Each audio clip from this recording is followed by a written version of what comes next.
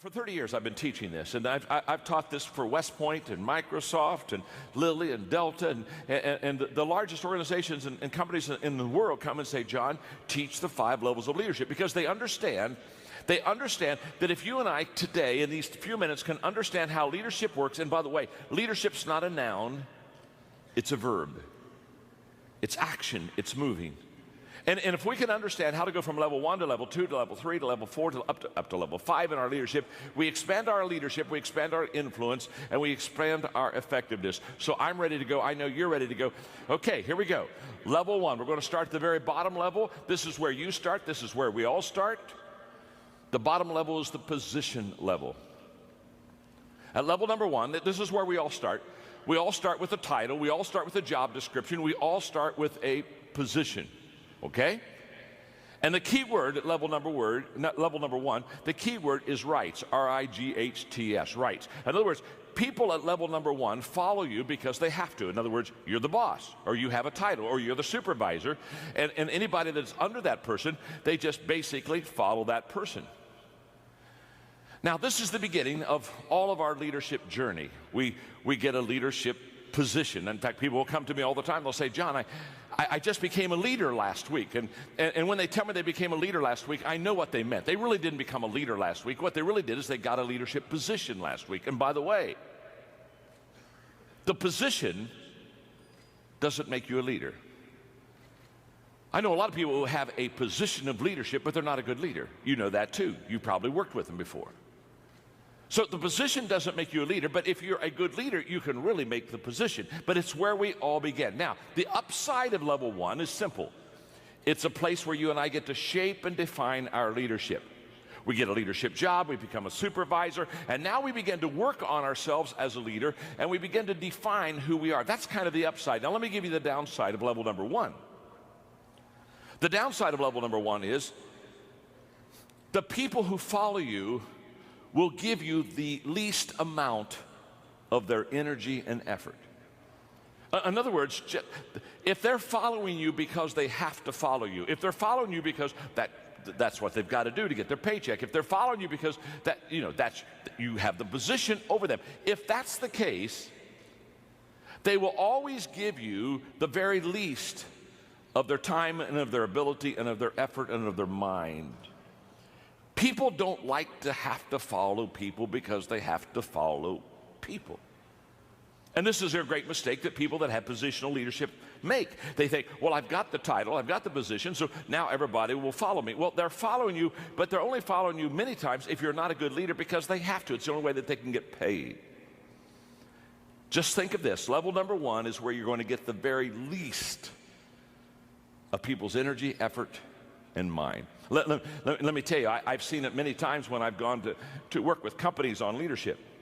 You can always tell a level 1 leadership company or a level number 1 leadership culture. You can always tell it because, let's say quitting time is at 5 o'clock.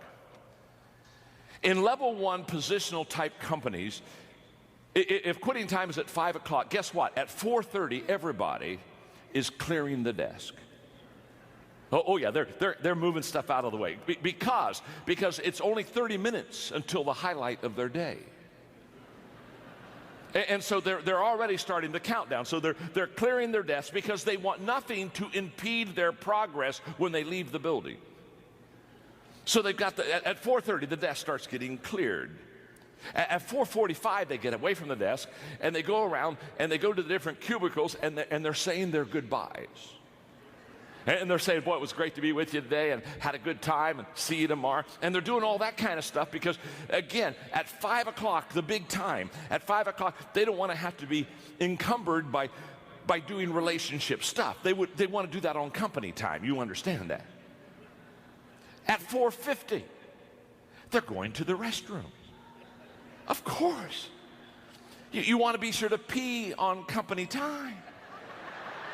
Of course, so they're over there in the restaurant. They're just, okay, now they got that done. And at 4:55, they're back at their desk, and they're changing shoes. They're changing their shoes. They're getting on track shoes. They're getting on, they got to get something, because at 4:57, they are in a starting position. They are counting down. And at 5 o'clock, Everybody's gone. I mean, you say, what do you mean everybody's gone? Everybody's gone. At 5 o'clock, they're all gone. I mean, you look around the office and they're gone. In fact, they're gone so fast, it startles you. And you run over to the window to look out in the parking lot, and you're totally shocked that all the cars are gone. And you ask yourself, how could people leave a building so fast without a fire drill? Let me explain. In positional companies, when people come and park in the morning, they're very careful how they park. They back their car. Yeah. They back their car in because they know at quitting time they want to be able to get a fast escape because now they're on their time. And I can promise you, you show me a positional company, a positional culture, you show me leaders that are positional in their thinking, and I will promise you every time, not all the time, every time, those people will constantly wonder, why am I not getting the best out of my people? Well, you're not getting the best out of your people because the only reason that people are following you is because you got a title. And they're going to give you very little energy. Now, the good news is you don't have to stay at level number 1. You can go to level number 2. So let's go to level number 2 as quickly as we can. The first level is the positional level. The key word there is rights. I get certain rights, so you've got to follow me. Level number 2 is the permission level. And at the permission level, the key word is relationships. And at this level, people now begin to follow you because they want to. Now, there's a world of difference between following somebody because you have to and following somebody because you want to. Now, what happened between levels 1 and 2? Well, what's happened is you've connected with your people. You've not only connected with them, but relationally, they like you and you like them, and you've got to know each other. And so now in this work environment, they're not following you just because you are a supervisor. They're following you because you do have a position. You are a supervisor, but you are a supervisor that people like. And I'm always amazed. Aren't you amazed? I'm always amazed at people that have leadership positions or responsibilities, and they're not likable. Do you know what I mean? They're just not likable. People don't care for them. It's tough being in the people business and not having people like you. It's tough. In fact, sometimes I see them and I just want to sit down with them and say, my name is John and I'm your friend. And I just want you to know, people don't like you. How many, oh come on, let's just have some fun. How many of you have ever had somebody you worked for that you just didn't like? And no, wait, that was close. Let me qualify this for you. Not in your present job situation. You understand? No. I know that is not happening where you are now. You are happy. But how many of you in another job at another time on another planet? Come on. All right, come on. How many of you ever had somebody you had to follow and they just weren't like, let's see the hands. Come on, let's get those hands. Absolutely. All right, there you go. All right, let me ask the real question. How many of you are seated beside that person right now?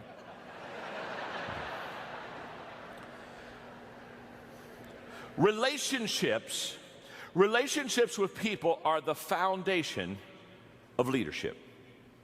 You build your leadership off of relationships. Why? Because leadership is influence. And you cannot influence somebody that you antagonize. And every one of us know what it's like to have somebody. Every one of us know what it's like to have somebody that's hard to like. Well, let me ask it this way. How many of you have ever been in a grocery store and you looked over about 3 aisles and you saw somebody you didn't want to see? How many of you ever done? And the good news is, the bad news is you saw somebody you didn't want to see. The good news is they didn't see you. How many of you ever done this number? Huh? Hid from somebody. Now, in this, on level number 2, what happens is you begin to develop relationship skills. And let me describe the leader on level 2. The leader on level 2, they have 3 things that they do extremely well to be a relational leader. One is they listen well. In fact, they take all of their leadership cues from walking slowly through the crowd and listening. They listen well. Secondly, they observe. They're conscious about where their people are and what their people are doing, and they're constantly observing them. And thirdly, they're learning. They're learning. And then in the process of listening, observing, and learning, they have an attitude of servanthood. They know how to serve. And they not only know how to serve, but they do serve. And they not only do serve, but they love to serve. One of the things that I love about Chick-fil-A, I live in Florida now, and so when I went down there, I began to talk to Chick-fil-A. People said, come on, you got to get a whole bunch of Chick-fil-A's down in my area because I lived in Atlanta and I need my Chick-fil-A fix, and they're starting to come down, and it's wonderful. But can I tell you what I love about Chick-fil-A? They have a servant culture. Level number 2, they got that wired. They've got this relationship stuff wired. It's my pleasure. How can I serve you? It's a mindset. It's a culture. And if you're going to grow as a leader, you have to grow beyond your position, beyond your title. Yes, you have a position. That's level 1. But the second level is relationships and the ability to get along with people. That's level 2. Let's go to level number 3. There's another level higher. The third level is the production level. The key word there is results. And at this level, you're starting to help the bottom line of the company. You're starting to, quote, bring home the bacon. At this level, you become effective as a leader. And you become effective as a leader on level number 3 because you produce. And the characteristics of leaders at level number 3 are very common. One is that they produce by example. In other words, they are the example for the other people that follow them how to be effective and how to be productive. You see, the greatest motivational principle in the world is that people do what people see. And too many travel agents, they're like, or too many leaders are like travel agents. They're sending people where they've never been themselves. And you want to be a tour guide. You want to take people with you. You want to say, this is the area where I've been, this is where I live, this is the area where I lead, come along and follow me. And at level number 3, your leadership begins to gain credibility because now you are fleshing out for the people around you and you are modeling for them things that they want to see, and you are starting to produce. Which something else happens because you're becoming productive in your own life. You begin to attract people that begin to be productive also. In the 21 Irrefutable Laws of Leadership that I wrote, one of the laws is the law of magnetism, and the law of magnetism just says we attract who we are, not who we want. So when I talk to leaders, often when we talk about recruiting, then I'll say, well, what kind of people do you want in your company? What kind of people do you want in your department as a supervisor? And they'll give me a list. They'll write things, I want somebody that's self-disciplined, and I want somebody that is service-oriented, and they'll give me a list of 4 or 5 qualities. And as soon as they give me the list, I look at those qualities, and then I ask them a very simple question. I say, okay, do you possess those qualities? Because see, on level number 3, basically who you are as a leader is who you attract on your team. And at level number 2, or level number 3, what is wonderful is that at level number 3, when you start to produce, when you start to really develop, when you really start to grow things, you begin to get momentum. And momentum is a leader's best friend because momentum is the great exaggerator. And once you have momentum, all of a sudden things begin to look in such a better way, and it becomes easier to grow, and it becomes easier to lead. It's a wonderful thing. In fact, level number 3 is where a lot of the problem solving is taken care of. You see, managers, they try to solve problems where leaders try to create momentum, because leaders know that if they create momentum, they'll solve 80% of their problems with momentum. You see, momentum is a problem solver.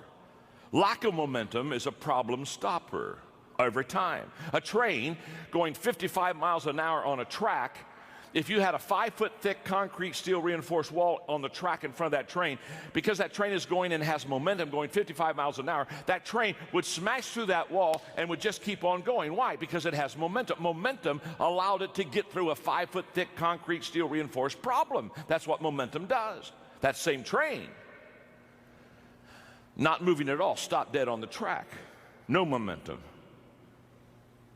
If you put a 1-inch block in front of the driving wheels of that train, just a 1-inch block, that train can't even get started. Now, isn't it interesting? Same train that smashed through a 5-foot thick concrete steel reinforced wall because it had momentum, that same train without momentum can't even get going with a 1-inch block, can't even get going. It has no momentum. In fact, that's why I tell people many times that when they look at the problems they have in their organization, your problem is not your problem. The problem is they think the problem is the problem, and so therefore they concentrate on a problem that's not a problem, and now that the problem it isn't a problem has become a problem, not because it was a problem, but the problem was they didn't know it wasn't a problem, and so now they're concentrating on a problem that wasn't a problem, and now they've got a problem not because they had a problem, but the problem has become a problem because they didn't know that it wasn't a problem, and so they got a problem. And momentum and level 3 leadership will take care of 80% of all the problems in an organization. It happens for sports, it happens for business, it happens in government. Momentum is a leader's best friend. It happens at level number 3. You got to get to level number 3 to get that mo going. Okay, let's go to level number 4. Let me ask you a question before we go to level number 4. Are you learning something? Are you learning something? Okay, look at your neighbor and say, I'm learning something. Go ahead and tell them that. Go ahead and tell them that. I'm learning something. Look back at your neighbor and say, not enough yet. You've still got 2 levels to go. You're not there yet. You're not there yet. Level number 4 is the people development level. This is what I live for. This is what I strive for. This is what excites me. Something magical happens when you begin to understand the most appreciable asset you have in any organization is the people of that organization. And you begin to commit yourself to developing the people within that organization, because how do you grow a company? You grow a company by growing people. And when you grow them, they increase their capacity. And when they increase their capacity, they begin to increase the capacity of what you can do and what you can accomplish. Let me just share with you quickly 3 thoughts on developing people, just very quickly. Number 1 is the key to developing leaders, and the key to developing good people is in recruitment. The better person you bring in the door, the higher odds that you can do well with them. I remember having lunch one time with Lou Holtz, and Lou Holtz said, John, I've had bad players on my football team, and I've had good players on my football team. And he said, just to be honest with you, I'm a better coach with good players. Of course he is. Of course he is. Let me say something. 80% of your success of equipping people to be successful is in the front door on who you bring in. I wish I had time to develop that for you, because what happens is, unless you and I have a clear picture of what we're looking for, we don't know when we see it. Happens all the time. People come to me and say, John, I'm looking for some leaders for my company. What do you suggest? The first question I ask is, what does a leader look like? Give me the characteristics, give me the qualities. Please paint a picture for me. What does that leader look like? Because you've got to have that clear picture so that when you see that person, you know that they're one that you want. Recruitment is key. Number 2 is positioning. The ability not only to bring the right person in the front door, but also to put him in the right places. Collins would say, get him on the bus, get him on the right seat. And position is huge. And what I've discovered is that successful people have always positioned themselves well. When you see a successful person, they're successful because what they have done is they've found their strength zone and they've found their niche, and they stay right in that sweet spot, and they just work that sweet spot. You've never heard anybody be in an interview that was successful that you came up and you interviewed them and they said, well, the secret of my success is that I've never discovered what I was good at. Or the secret of my success is I've always worked on, I've just worked in my weakness. No, they're always in their strength. They've already discovered what they're good at. Now, successful people have discovered what they're good at. Successful leaders Discover what other people are good at. Successful people position themselves well. Successful leader position the other people well. And at level number 4, that's exactly what happened. The leader is always looking at the people, observing, watching.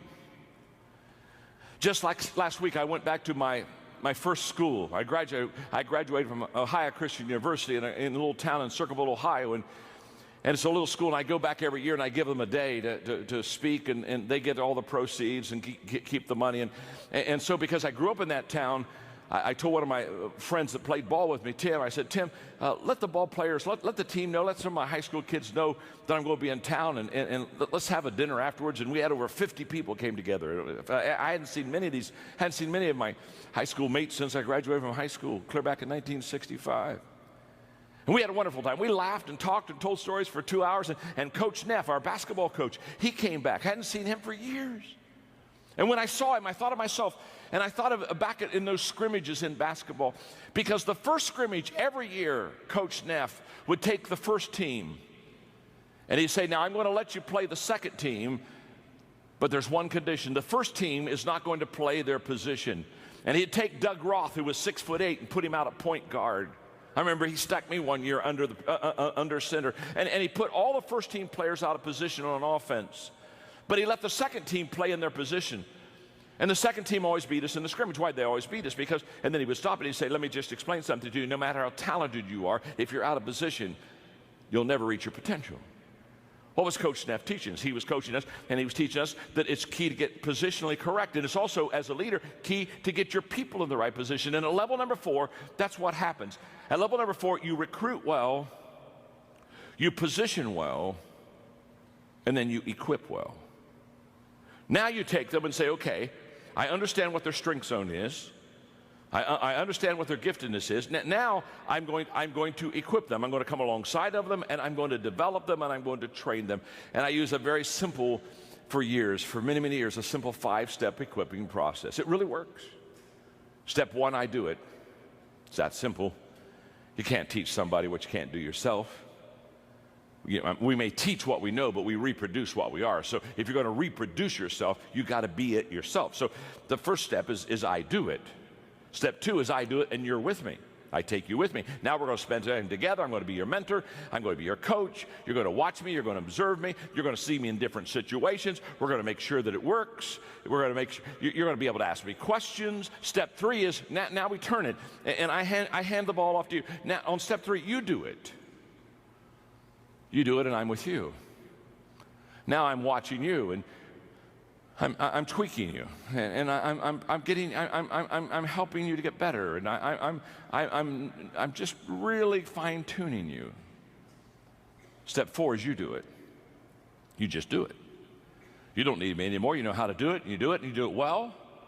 And many times people think that equipping stops at step 4, but it doesn't. There's one more step that's absolutely essential. Step 5 is you do it, and somebody's with you. You've never really trained and equipped somebody until they can multiply themselves. That's where all compounding is. That's where all compounding of time, money, influence, the whole process. Compounding begins when you can train somebody who has trained somebody. I know that well because 14 years ago, I started a nonprofit organization called Equip that is now the largest leadership organization in the world, and we've trained and equipped over 3 million people in 154 countries. And the key to that is we don't train anybody unless they make a commitment to train somebody else. It has to continue to go on. That's level number 4. It's a beautiful level to be on. It's the level where you develop people. Now there's one more level. That's level number 5. The pinnacle level.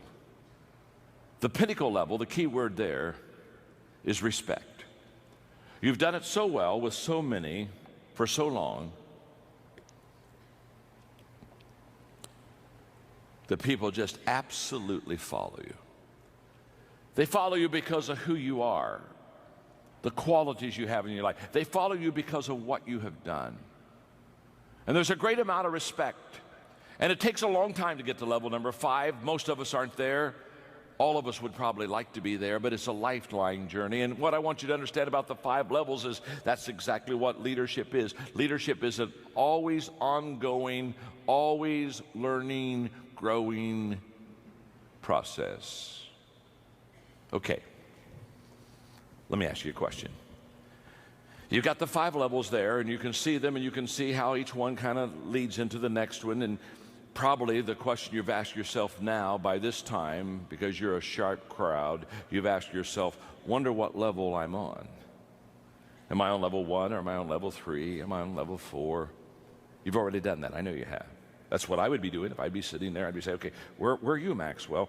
And if you ask that question and you kind of go deep in that question, you're going to get a little frustrated, because you know what you're going to discover? You're going to discover that you're not on the same level with everybody. That with somebody, you're maybe on level 2. With somebody else, you may be on level 4. Isn't that true? If somebody new came in the company, you're on level 1 with them. And what you're going to discover is that you're on different levels with different people. Now, I wish I had an hour to teach this whole process, but here's what I want you to understand. Here's your assignment, very simple. Take the people that you lead, put their names down, and ask yourself a simple question. What level am I on with that person? Do your best to kind of put a number there, and I know it can kind of bleed together, so it's not quite an exact science, but do your best shot, because after you know what level you're on with each one of your people, then you're going to know specifically how to lead them. Now here's the key.